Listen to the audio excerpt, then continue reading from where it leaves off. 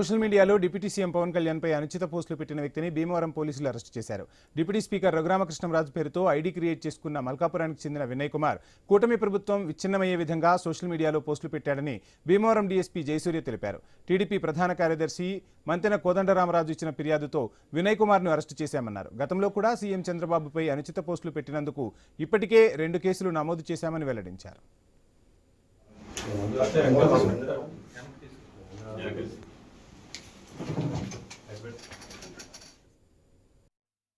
గౌరవ deputy chief minister గారైన పవన్ కళ్యాణ్ గారి మీద అనుచిత వ్యాఖ్యల కింద ఒక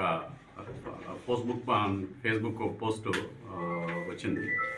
ఆ Facebook post Amboju Vinay Kumar son of Mohan Rao, age 33 years, Malkapuram గ్రామం, జగ్గైపేట అనే వ్యక్తి పెట్టాడని మా ఇన్వెస్టిగేషన్లో తేలింది.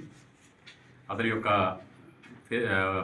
ఫేస్బుక్ ఐడి వచ్చి వినయ్ కుమార్ అనే ఐడితో ఈ యొక్క ఫేస్బుక్ యొక్క సారాంశం ఏంటంటే, పవన్ కళ్యాణ్ గారు చంద్రబాబు నాయుడు గారికి జీవితాంతం రుణపడి ఉండాలి, 2 చోట్ల ఓడిపోయి కానీ అలాంటి అనుభవం లేకుండా డీసీఎం ఇచ్చారు అని ఇలాంటి వ్యాఖ్యలతో కూటమి ప్రభుత్వంలో విభేదాలు సృష్టించడానికి ఇతను రఘురామకృష్ణరాజు గారు పెట్టినట్టు ఆయన ఫోటోతో దానిలో పెట్టారు.